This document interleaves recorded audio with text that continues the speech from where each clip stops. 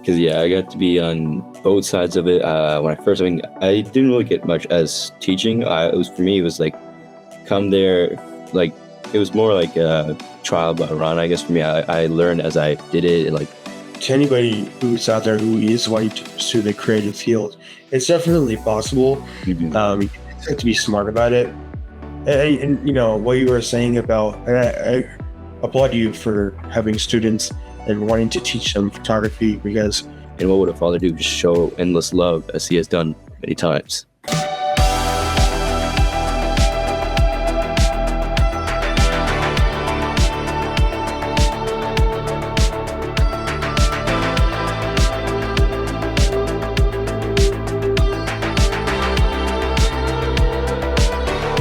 what's going on, everybody? Welcome back to Beyond the Cut. Thank you guys so much for joining. This is episode 15.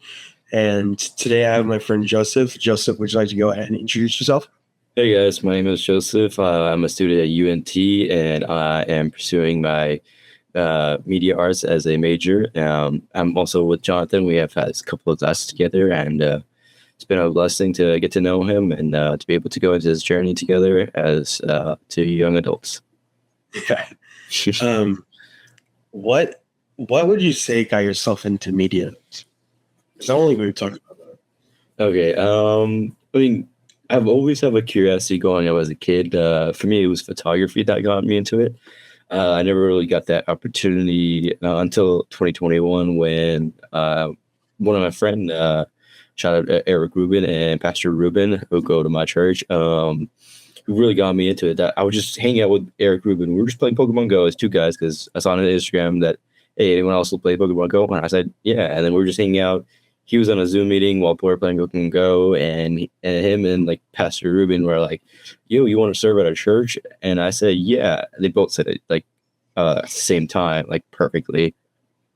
And then I said, yeah. And I asked them, like, what do you guys have? Because I didn't know what opportunity I could, because I'm like, I've never started a church. I thought it had to be something special.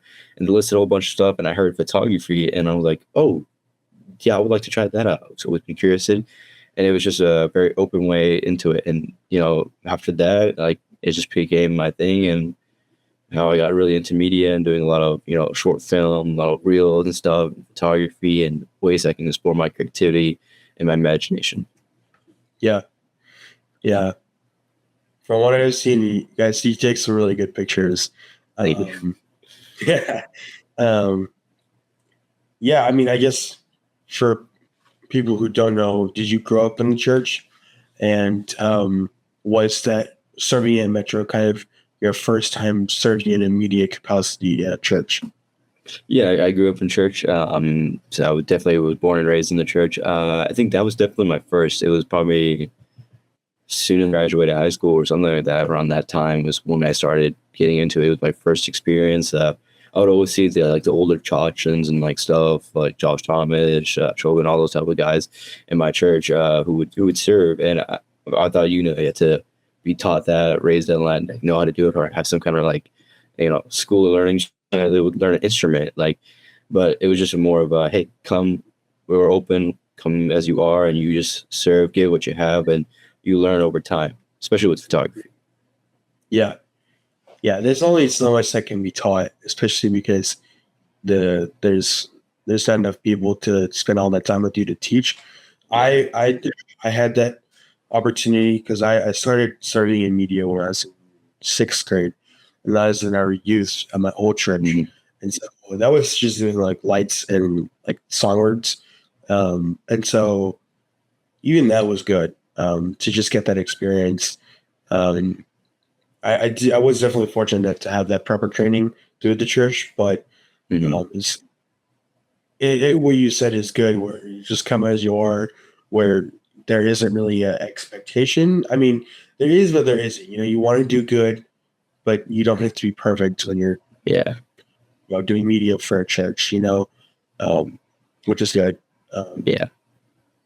Because I got to be on both sides of it. I didn't really get much as teaching. It was like come there, like it was more like a trial by run. I guess for me, I learned as I did it, and like there wasn't much teaching for me to learn, so I just would take pictures. I would take every opportunity I could. So if I saw like, hey, photography is open, I would try to take that opportunity, come there Sunday morning, learn, take photos, even if it didn't look good, it didn't look right, and I didn't know how to do it. And I just like over time saw it through doing it, repetition by experience, and then now I'm in that opposite area. I think a couple years back, where I'm there. I lead the team at my church, where I get to teach other people how to do it, and it's very nice because it pulls me down and it helps me like a little more grounded because they're getting the experience that I didn't. Being able to teach them, being able to show them, and it's great. It's humbling. I get to show them and how it's done, and let them enjoy their own creativity. Of course, a lot of my students when they start, they're shy and all that stuff, but seeing them grow, seeing able to teach them, it's like kind of like a fatherly parental thing, and also shout out to all the dads. Happy Father's Day, because today is Father's Day. And it's a blessing being able to see it touch students. And some of my students, they're graduating high school, going to places that I'm excited to see where they're going to go to, college, and see what they do with their creativity, with their imagination, what they will bring to that, university experience. Yeah, no, it's great. What you said actually reminded me of what I talked about it on a few different episodes, and that is how I've been thinking about a school project actually gave me this idea of within the next 5 to 10 years. I don't really know how timeline-wise what that would look like, but seeing what it would look like to start like a mentorship program for middle school, high school, and even college students. Just I am specialized within the creative space, but even outside of that, I've been fortunate enough to be connected with filmmakers, producers, actresses, music producers, and so even just my idea is to have a creative space for all these people to join together and to just learn.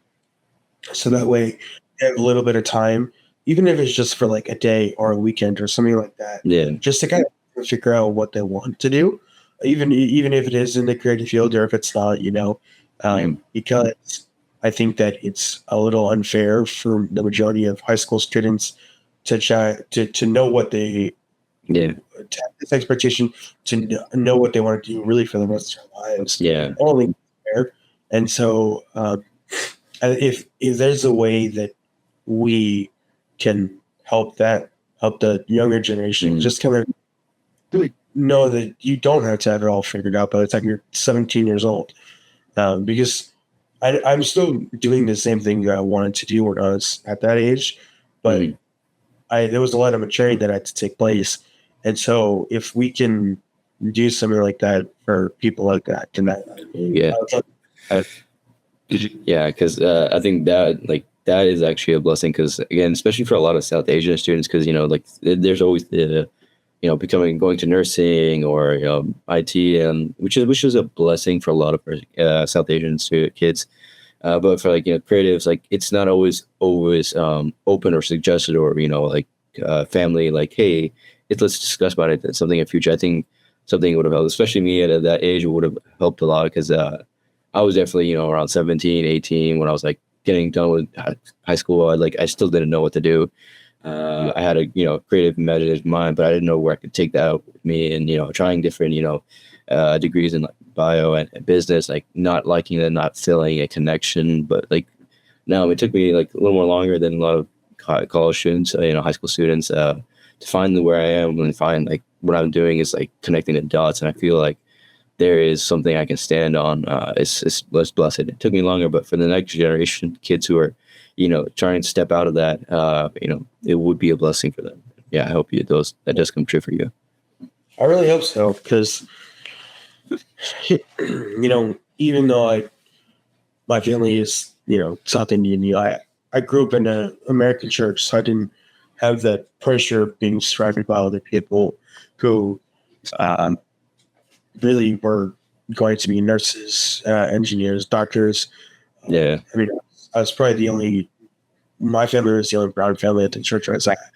So that's definitely a good experience, because I didn't have that pressure growing up, and it was a blessing, I think, because it forced me to realize that there's more diversity than just the all Indian church that my parents grew up in New York. Mhm. And so, yeah, I definitely want to, especially within the South Asian community, just to help them realize that you can still pursue your passions. You just have to do it the right way and have the right mentors. Because it's one thing to, like, this is what you want to do. That's great now, but you need to have some sort of like financial assistance, and your parents can't help you for the rest of your life. Yeah. And so finding the right people that can help you to either start your own business or work for somebody else who has already been doing this for quite a while, I think that's very advisable. But to anybody who's out there who is wanting to pursue the creative field, it's definitely possible. Mhm. You just have to be smart about it and also ask for advice. I feel like everything that I've been doing from the past year, especially after I started coming to UNT, has really been asking a lot of my professors for advice because they've been in the field for quite some time. Either just being a professor or just having just real world experience, but even reaching out to the people within your network. It doesn't have to be strictly within the South Asian community, um, but I think the good thing about that is that everybody knows everybody in some way. I think my parents are still connected with a vast majority of people that they grew up with. And so I've been trying my best to just follow up with people and figure out like how they can advise me. I'm not asking for them to clear a way and a roadmap or anything like that, but Yeah. just what was your life experience and how did you get to where you're at? I think asking those questions are really important. Right. And so definitely ask people around you if you want to pursue this field, because it's not impossible. It's not. Yeah. But you have to be smart about it also at the same time. Because Hey. you don't, I know for myself, I don't want to be living in my parents' house for the rest of my life. I want to be able to live on my own. I want to be able to support myself or, support a family. Like I don't want to do it. So, yeah.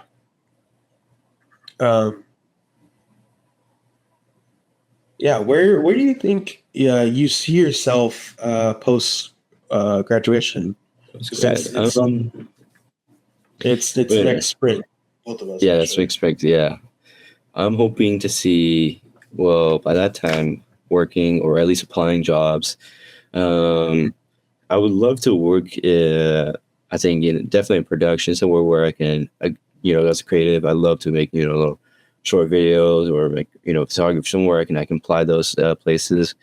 But I'm also very curious about graphic design. I think it is something, you get to, I've seen a lot of the stuff that, churches make for their, little board for that little sermon series or whatever. And it's always creative, like to be able to do that in that field. And I mean, I'm still, it's still taking me time to picture it, what it would look like or what place. And I feel like I want to, experience what creativity careers can look like before, I settled down in a permanent job. But what about you, Jonathan? Yeah, no, I mean, well, for those of you that don't know, I'm currently an intern at the YMCA. I'm a digital media associate. I've been there for roughly about 3 weeks, and in between the marketing and communications department. Mhm. And so, um, uh, I've been thinking about seeing what it would look like to trying just looking at marketing opportunities and what it would look like for that, but also exploring other options. And I've just had a conversation with the family friend who's in the AV space, and it's been good. I'm glad that I was able to have that conversation with him because he's pretty experienced in his field, and so again, just trying to reach out to other people that I know, and pretty much everybody that my parents know who is even remotely within this field. I mean, it's great to just learn from other people's experiences, Mhm. and not necessarily saying like, all right, if I do this based on your life experiences, probably worked for me. Everybody has a different journey, and I think that's what somebody has to realize is what works for you, or what works for Joseph may not work for you. Mhm. Everybody is. I really wish that it'd be easy enough to just give somebody a handout like that. Just help somebody. I'd love to be able to help somebody like that, but also I think that there's a lot of power that in the resilience that comes with having to force yourself to try something new and to put yourself out there, put yourself in uncomfortable situations, and seeing what that would look like, And I think, yeah. I mean, yeah, it makes your testimony, your story, just more beautiful because only you can go through those things. Only you can face those struggles, those problems, those fears, and it just makes your story with your God. It's like even more like here it comes, like David. He was a shepherd boy. He had nothing for him, and then look at him near the end of his young adult life. He's becoming a king.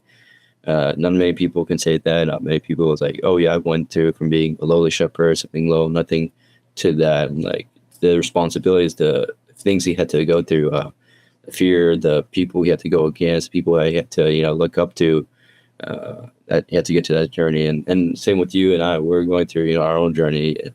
We have our own struggles, we have our own problems, we have our own fears, but it just makes our story just one more beautiful. And just being able to when people hear that or see that, and they're like, wow. And especially for the next generation, it gives them hope. It gives them opportunity to there is a way. And even for hopefully one day for the generation that will come after us. Yeah, I'm really passionate about doing whatever I can about leaving behind your legacy to make sure that the next generation, like my cousins and my kids and their kids, they are a lot better off than we were, whatever that looks like. Yeah. And what you were saying about, I applaud you for having students and wanting to teach them photography because with the program that I was talking about, and even with what I've been doing in my current production company, is the fact that I want to make sure that friends and family friends that are younger than me, that I see have a clear talent for the creative field, that they have an opportunity to grow in their skills in any capacity, even if it's just a PA on set or just being a script supervisor. Them just being on set, just watching and listening, I think is just, it's a great opportunity. Something that I wish I had at their age, and I hope that future projects that I can get them more involved. But even starting out with something like that is super important to somebody who wants to create those types of opportunities for somebody. I think that's very important when you do that. So that way by the time that your career is over, something like that, you can definitely look back and say you created an environment and you created something better for the next person. And it's, I think that's good. That's something that's inspiring to do for a little bit. So yeah. Yeah. Let's see. How would you say that your spiritual life has been tied in with your creative aspect of your life? I mean, when you look at it, creative, imaginative, who was the first? It was God. So he was the first creative, imaginative. So, I'm just have something that he has in a smaller scale. And I think it was truly him who gave me this, creative, imaginative mind. I like to, as growing up as a kid, I don't have any siblings. So, and then there's be days when I didn't have any friends to hang out with. And the only thing I'd have when my parents are busy, working or, doing whatever they need to do to be my parents and afford everything and all that stuff, I would be left with my toys, like with my Legos. So I would just, I don't know if you've definitely had Lego Star Wars growing up as a kid, right? No, honestly, I just started getting into like the past 3 to 5 years ago. I was always in it. yeah, Lego Ninjago, all this stuff, but like the like Star Wars, all this, the lore, I would be crazy, the warfare and everything crazy, and like I had nothing else to do, so I had to use my mind to escape my boredom, escape my loneliness. So I would just explore my mind and see what stories I can create, what imagination, what warfare or what epic battles and all that stuff. So that's where it started. I mean, and I don't believe I could have had it if God, did not put that into me or put me in situations where I had to, get into that. Even if it was like a difficult, hard situation for many kids, to go feel alone and stuff and not have that. It's what I had to go to I think to be who I am today. And then, when you're reading the Bible, especially in Genesis, you hear all these stories about these giants and these fallen angels and all these things, and they call dinosaurs like dragons in the Bibles, and like hearing all this and reading all those things, it would just be like, whoa, what would that look like? And like, imagine like, a fallen angel, like what does that look like? And it would cause me to to explore, picture it and everything. And then like I think spiritually, it's just like it helps me when I have moments of prayer, moments of like life where I need to have a connection with the spirit or with God. I would try to picture that. Like there'd be times where I try to picture what kind of relationship would I have if I was literally like in the presence of God. I would just imagine myself being a little kid and running to him, and he would pick me up and swing me around like a dad would, and throw you in the air and all that stuff, like as a father would, because many times he's been depicted as a father. And what would a father do when he has his son? He would just play with him, rejoicing in happiness, knowing that his son is safe, that he's with him in his arms. And what would a father do? Just show endless love, as he has done many times. Yeah. Yeah. No, I mean, yeah. I definitely relate to that because growing up, I had two sisters, and I was the only boy, and I was a male child. And so I did have a close friend growing up, but definitely wanting to have a brother was definitely a desire for me.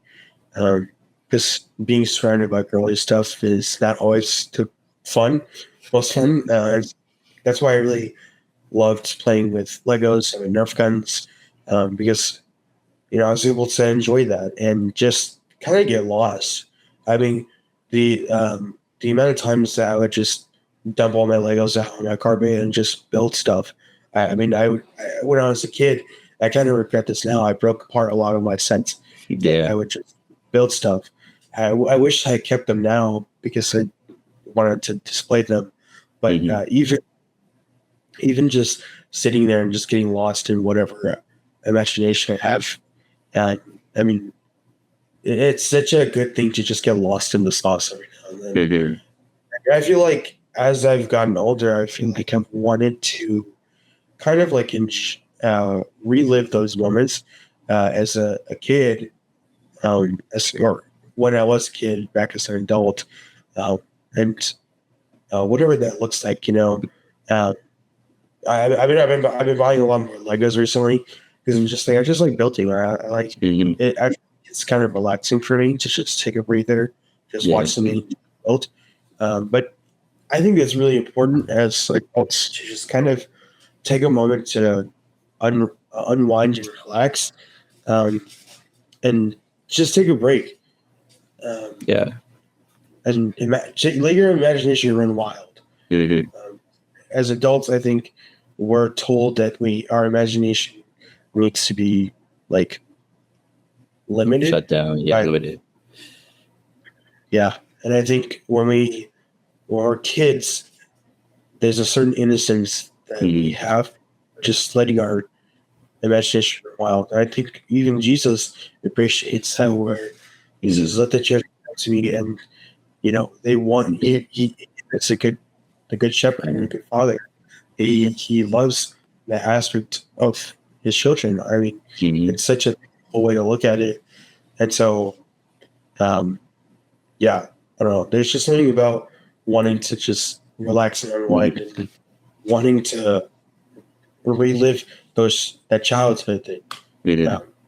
I feel like that's what I've been doing a lot more recently. Yeah. Just taking a few moments here and there. Not obviously getting too sidetracked by it, but just a few moments here and there has been it's been good. Just here and there. So Yeah, I think it is still. I think for me, I still try to keep the childlike wonder. I mean, some people may consider it like to be too immature, but for me, I like having it because it just keeps me in that moment, that thought of like, hey, I'm a kid. No matter how old I grow, how many experienced lifetimes I live, I live here maybe to 60, 80, maybe 90, maybe even to 100. I still want to have that with me because, like, in the presence of God, in the presence of Jesus, I'm still a kid to him. And so I always want to feel that childlike wonder. Maybe to others, it's immaturity, but to me, it will be my love, my childlike enjoyment when I'm in the presence of God. yeah, no, I mean, 100%. You saying that reminded me of the song by Mercy Me. I can only imagine. And I think I saw it when it first came out, but I think I was reminded of the lyrics of "I can only imagine what heaven would look like." I'm paraphrasing, obviously. What heaven will look like, and when we're able to sit and worship Christ, and even just the awe that we will be in when just sitting in the presence of God. That is just so profound to me, and I would love to just bask in His presence, because we'll be there for an eternity, and we'll never get tired of worshiping and praising Him. Yeah. I mean, what does that say about His character? I mean, it's just beautiful. Yeah. Yeah. Let's see.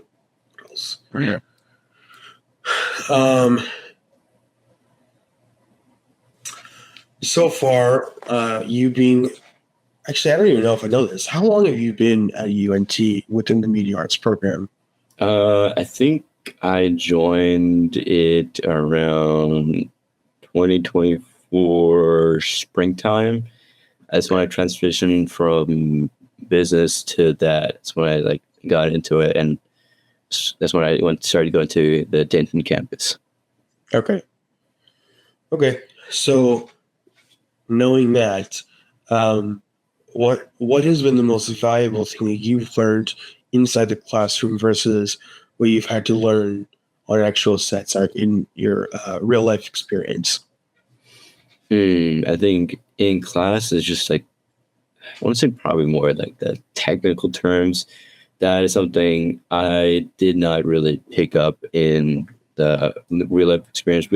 I just learned it as I went. So when people would say or do something, I'll be like, okay, yeah. But then the official technical term is when I really started trying to remember it more, because I'm like, all right, this is definitely important, something I should retain. And I would say for me so far, at least so far yet, having more real life experience has taught me more, because it's getting my hands, my body, everything, doing it. It's not just me, writing down on a notebook or trying to read it or something like that, or something I see on a side. Something I'm learning as actively as I'm doing so far. But hopefully, as I keep taking these courses throughout UNT, I would get to learn more in classes, then be able to, I guess, level out my real experience compared to my class experience. Yeah, I agree, because I feel like I've learned more about film and production more from YouTube and from just getting that experience on my own versus a classroom setting. I think the classroom setting is a good place to get in your reps and for you to build the basics. Connections. But for someone like me, I had pretty much 3 years of experience from my church prior to actually taking my first production class at the UNT. And it was really, I mean, obviously they had to start everybody out with the same introductory level information, but I was I already know all of this. So, it was definitely a lot a lot more boring towards the beginning, but I'm thankful that I had that experience because I definitely hammered out a lot of those terms a lot harder when I was in those classes than I did just from watching YouTube. And so, yeah. And then when it comes to like the real life experience, I think that we learn more when we're on set or we're on site, either at church or if we're doing our own short film, even from pre-production to post-production, just that whole process. It just makes such a big difference for you to just get in there and just get your hands dirty, as opposed to like your professors just telling you to do it for a grade, but you're doing this for yourself and you're just doing it for fun. I think that there's a very big difference in learning from your own experiences, especially your own failures.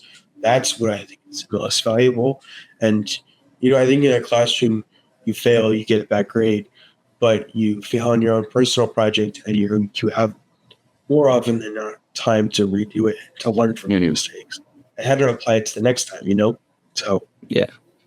yeah. Yeah. So, so you've worked on short films before, and you've obviously worked on photography. Yeah. Do you have one that you like a little bit more, or do you like both equally? Let's see. I would say I do have a slight, love for photography work because that's where I first, got into it. That's what first got me into, the production world, the film world, and everything. And for me, an image can, mean 1,000 words. You can probably take one picture or draw a painting, or not draw a painting, paint a painting, and to someone it could mean, love. To another person it could mean despair. And I think that is still, valuable today because an image can, mean so much. But I still love, video, being able to make those, short videos. Or when I'm at church, I get to, do roaming camera, and I get to get those really wonderful tight shots of the, band playing, either I can get the shot of the drummer, they're hitting the bass and I just got a nice clip and they look really good. Or maybe like there's a moment where the worship is happening and the person who's singing is like in a moment with God, and they're about to get on their hands and knees and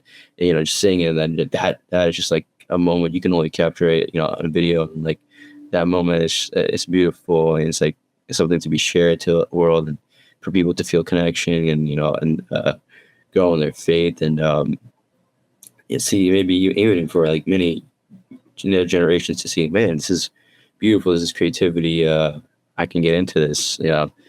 But I would say, photography is where I first found my love for creativity and production. Great. That's good. I do have a question that will follow up. Mm-hmm. How do you feel about, because I've been talking about this a lot with my guests, how do you feel about AI basically trying to replicate the pictures and the video and us as creators are the ones that's capturing the moment, trying to recycle that and repurpose it? How do you feel about that? I'm definitely not hating AI. I think it should be used as a tool, just like a wrench when you need to fix something. Or I think it should be used as a tool, not something that should take over everything. It should be able to assist you, maybe just to really finite those moments or those images, or maybe a little like dirt you have on your camera lens. You didn't notice that AI can help it to smooth it out. Or there's a transition from one shot to another shot. You don't know how to make it smooth, so that AI can help it to make it, like seamless as it's like just one clip. I don't think so. It should be used to be able to do everything for you, because then what's the point of doing anything if it's going to take over everything? Then you have no point of getting into creativity. I think it definitely takes away the humanity, I guess, of being a human person, a human being into creativity, into production. It shouldn't be abused or overused. I think there's a fine line. We should stick to that. I know it's gonna be hard because with love and push out for AI, and it's gonna happen. I don't know how long, but I hope there's a fine line where we as human beings realize like, hey, we should not cross it because there are other people out there in the world who need to to be able to do these kind of work or disability, so that they can, secure a life, a good life, and hopefully people out there who are creating these forms of AI have compassion and love and empathy to everyone around the world. All right, that was very beautifully said. Because Yeah. I think the whole concept of it really just being like recycled or repurposed content, just based on a prompt and you just changing it is, in theory, it's good because you can just generate whenever. But at least from my perspective, I definitely have asked a few of my guests over the span of this season, what does it look like? What would it look like for artificial intelligence to potentially take over the production space and the entertainment space? If so, what would it look like? And one of my guests was a producer from the Jerry Springer Show a while ago, and so he thinks, and I think I agree, because he thinks that artificial intelligence taking over the entertainment space is most likely never going to happen. Not entirely, at least, because if it does, I think what's going to happen is people are not going to go and watch it, because it's completely fake material. It's just fake content. It's not even real. I think the only time that it's okay to do something like that, for using it for even just for editing purposes, if it's like for a visual effect, or like fusing two things together, two ends of a scene and making something in between, I think that's okay. But even then, we're talking about VFX artist jobs, and CGI artists. So that is not obviously the best thing to do, because I don't want to be taking a stab at these people's jobs. I don't want to do that. I want to make sure that they have something good to work with. But the problem is nowadays it's getting to a point, and it's only going to get harder to tell the difference between what's real and what's not. And so I think what's interesting is, I was just talking about this, in fact, how as believers are we going to respond to, not necessarily respond, but take a stand when it comes to like the moral boundaries and the moral ethics of using this. And the reason why I say that is because there is a film, I believe, that is coming out later this year, where the producers decided to bring Val Kilmer back to life using generative AI. And so I forget what the movie is. I've mentioned this quite a few times, and it looks pretty much like him. So I know that when I saw those initial posts on Instagram, people were kind of outraged by it. And I totally understand. I think I was a little bit more curious than upset at first. Because I'm just like, okay, what would that look like? But then I realized that we as the moviegoers have the power to clearly say if we support a movie or not. Because if nobody goes, the movie's not making money. And the movie's not making money, the studio and the producers are not going to ever try that again. And so it's just stuff like that, where if we don't crack down on that, and with the moral ethics of stuff like that, that we can't allow certain stuff like that. Like there's certain boundaries that shouldn't be crossed. Yeah. And that's one of those things that I was like, that's cool and all, but like that's kind of creepy, and I wouldn't watch something like that, because you wouldn't be able to tell, but like, because it was a story you can tell and but are we going to allow that as the movie goers? Which is we have the power to allow it. So yeah. What were your thoughts on something regarding that? Could you repeat the question? I guess that was a long question. Yeah. Sorry.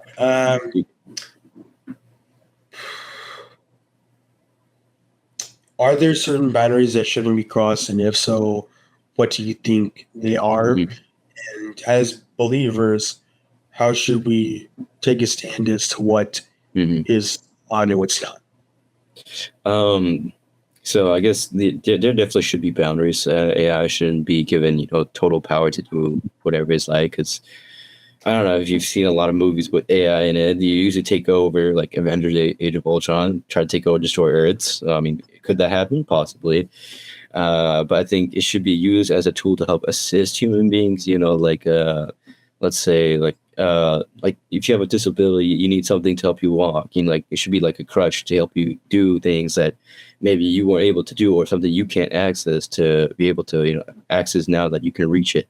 Should it do everything? No. And especially in the film, should it be brought there? No, because I feel like it takes away the authenticity of what a movie is. Like it could be like an animated movie. Like it will take away that creativity, that human inspiration. Like there's like so much detail that happens in like those type of movies. Like a character could have a little like a sticker on it, and that could be a reference to a person who maybe worked that movie, or it could be like a reference to a different movie. Like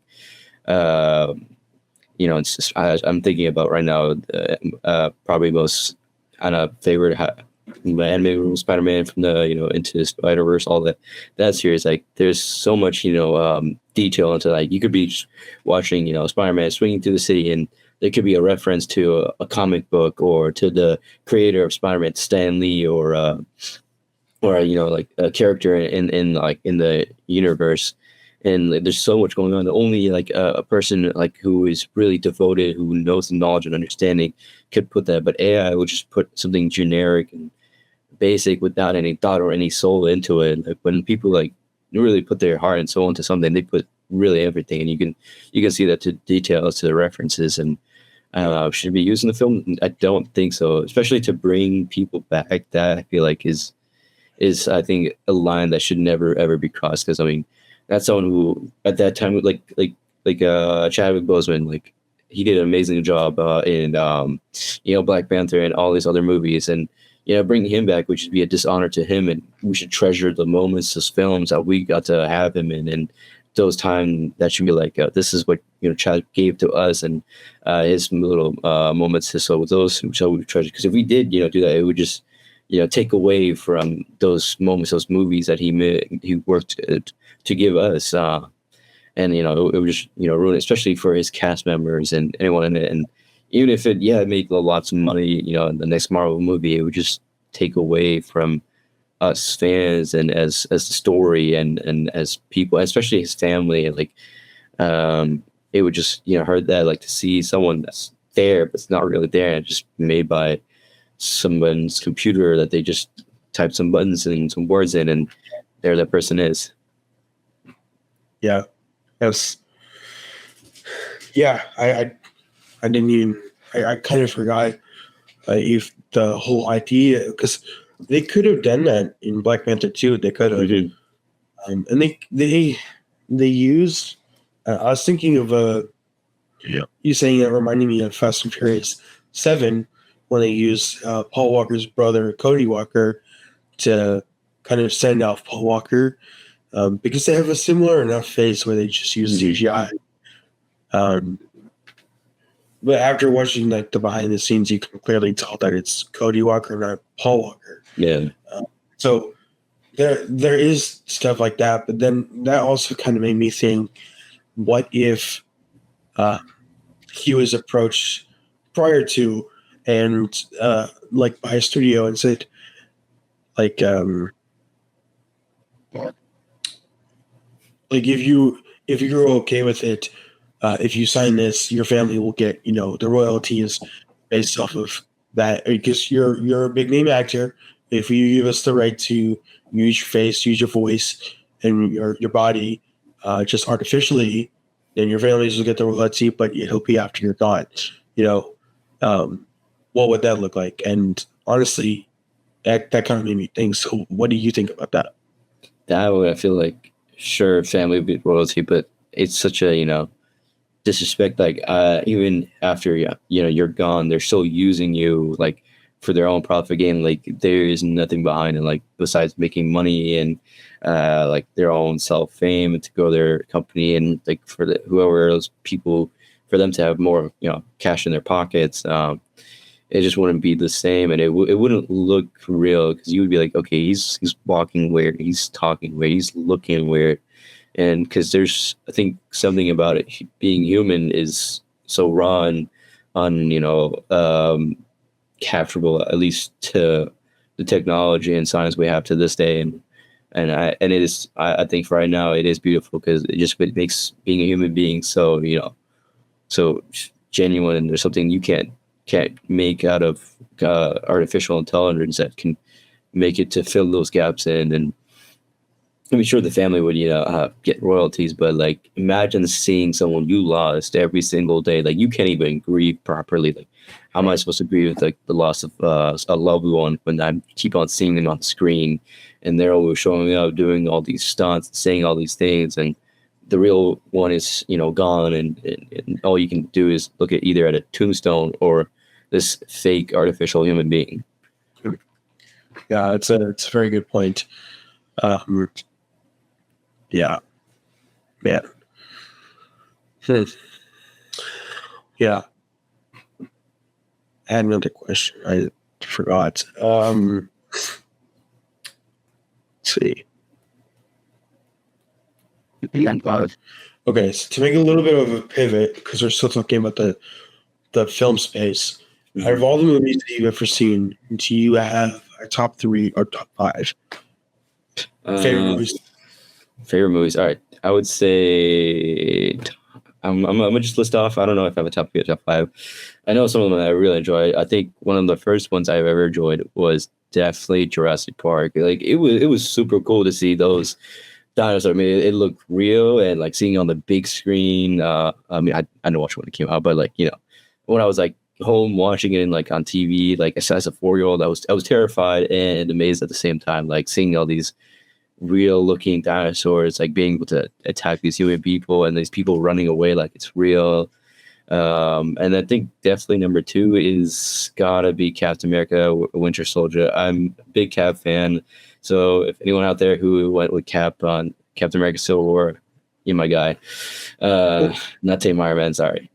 He was one of my favorite movies because I love the combat scene. It was just felt so raw, authentic. Like that was like two like man to man in that moment, like fighting for their lives, fighting to save the world, and like you can't take that. You can't really see that's like that moment right there is just two super soldier dudes fighting each other. There's 2 brothers fighting each other. I think it was kind of deep for me because it kind of like represented like for me at that time when that movie came out. It was kind of special. It was for me and my best friend. We would pretend to be Captain America. I would be pretend to Captain America. He'd be pretend to Winter Soldier. So it was very deep for me. And I think maybe the next one probably the original Spider-Man movie. Probably that one was probably like seeing that first time as a kid. Like Spider-Man, iconic character. Everybody loves him. I think maybe number 4 might be.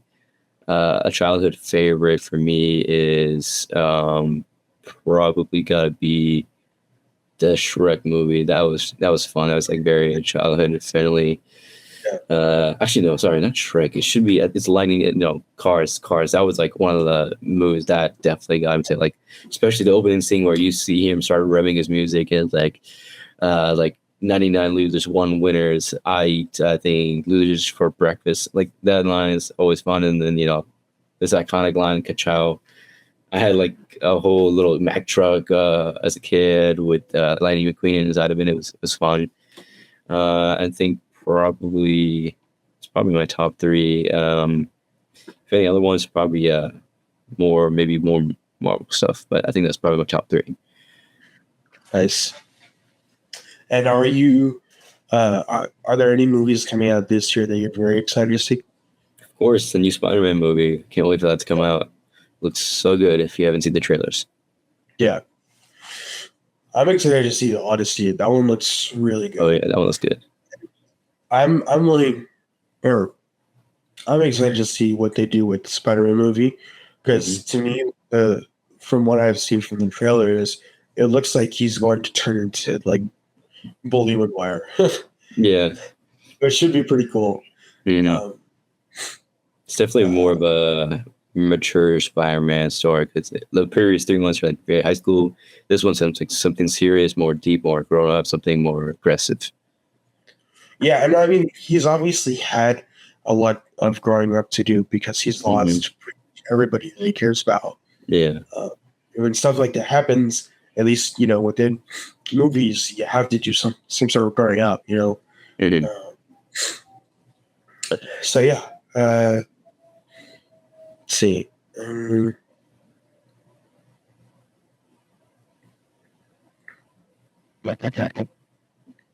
Is there a certain aspect of filmmaking between pre-production, production, and post-production that is like your absolute favorite?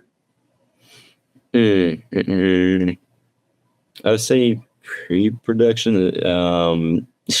Honestly, just going out there, just getting a feel of it, just trying new angles, different, like trying new angles, new shots, being able to see what I can export it, what shot can I get that day like I haven't done before.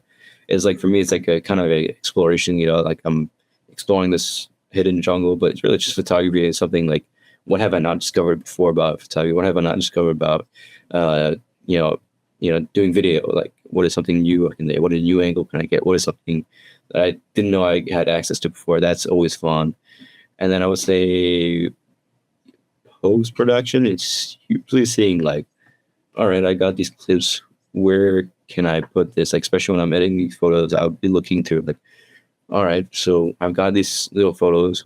What do I have? And obviously, I'll probably maybe like if it's some kind of special event at church or anywhere outside of events, I'm taking photos or something. I'm just like, all right, what do I have and what am I gonna use? So like, because there's times where I'm just like, I got that picture, like, dang, that looks so good. I did not know I could get that. Like that moment, that right there, that person's hand is up in the air, and that hand looks so nice because the light from the other side of the hand is hitting it. It's making it a little nice and like a little dark in the other side. And it's like, man, it's like a picture perfect moment right there. And seeing where I can take that and what I can add into it and what changes I can make, that's always fun.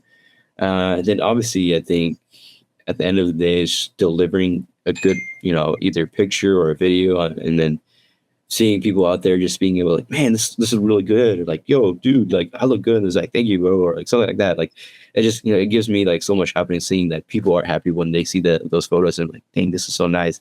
I love it, I appreciate it. And then when you see them repost it or something like that, and like it gives me so much appreciation, so much joy. Like, man, people really love my work, my appreciation, my dedication to this ministry or this video, and seeing them to repost it and finding happiness and seeing them smile, like it means so much. Yeah, it's very well said. Um, well, I like to ask all my guests Mhm. um, uh, if there's one thing that you would like to share to people of our generation or even the Mhm. people the future generation, just one nugget of wisdom, what would that be? Mm, I would say um, life is not gonna be easy. You're gonna go to the struggles. You're gonna probably fall in the dirt, get muddy, get hurt, and I don't know. Maybe to you, life is easy, and you're doing well at school, or maybe you're not. Like for me, I definitely did not, but I believe when you go to those moments and then you get past it and you look back, you can see like a beautiful garden. For me, like the journey I feel like I'm going through, I was definitely not the most smartest kid at school. I definitely struggled, and it was kind of hard trying to find a place in my position where I wanted to be, where I wanted to go. But after going through those, those trials, those hard times, those moments where I thought, "Dang, I'm a flunk out of school, or I'm not going to graduate high school," and I get to look back and I'm like, I did it. I don't know how I did it, but it was truly some God, and I just see a beautiful garden. Because right now I feel like I'm on a journey of going this little dark cave. I don't know where I'm going and what steps to take because it's completely dark. I know there's some rocks and there's some, you know, things that will make me stumble, but I know that at the end of it, there is that, white escape tunnel that I'm trying to go through, trying to follow a little bit Jesus with. that, you know, when I get through it, it will look beautiful. But every time I do look back, that cave is lit up. It's beautiful. It tells a story of where I've been and where I'm going and things I've been through. And, you know, like no matter what I go through in life, I will still make through it because Christ just stay with me. And even if it's I stumble and fall, there's something beautiful up ahead. And whatever I've passed is still beautiful because it shows the journey I've been through to get here. That was very, very beautiful. Thank you so much. Well, thank you for being on. I really appreciate it. Thank you for all the wisdom that you shared. I really appreciate it. I think there's a lot to take away from everything that you said. So thank you. Mm-hmm. Yeah. And all the audience members, thank you guys so much for watching. I really appreciate all the love and support throughout the past 4 months. It's been such a blessing to be able to do this. I just see just the ways that people have been able to receive it, and even just take something away from it. If anything else, please know that Christ loves you, and that He's got a plan and a purpose for you. Mm-hmm. I should have said that, in episode 1, but I'm saying it now. Please know that He loves you, and He does have a plan for you. Jeremiah 29:11 says, for I have the plans I have for you, declares the Lord, plans to prosper you and not to harm you, plans to give you a future. That scripture sounds like a cliche, but when you're in the midst of going through hell, or at least when it feels like hell, it's really hard to trust and know that He actually does have a plan for your life. But please, please, please know that He does. He has a plan for each of us. Please don't doubt that for a second. And he's got a good one. You may not know what it is, but if you continue to put your faith and hope in Him, everything will work out. And you'll find out that every plan that you may have had prior to is nothing in comparison to what He actually has in store for you. And so thank you guys so much for watching. I really appreciate it. I really appreciate all the support. Now, as I send you guys out, I'd like to bless you guys as you go. From Numbers 6:24 to 26, may the Lord bless you and keep you. May the Lord make His face shine upon you and be gracious unto you. May the Lord lift up His countenance upon you and give you peace. Thank you guys so much for watching. Thank you again for all the love and support. Season 1 is coming to a close, hopefully by the end of this month. So I really appreciate everybody that has joined. I'm blown away from all the support. I think over the past, I believe, 15 episodes, I've been shocked to see that from all my platforms, I've put up almost 50,000 views. And so just to see the amount of people that I believe have resonated with the content that I've been putting out is nothing short of the glory of God. So thank you guys. From the bottom of my heart, I really appreciate it. And so thank you guys for all that. Thank you for watching. Please like and subscribe. Please share with your friends. And I'll see you guys in the next one.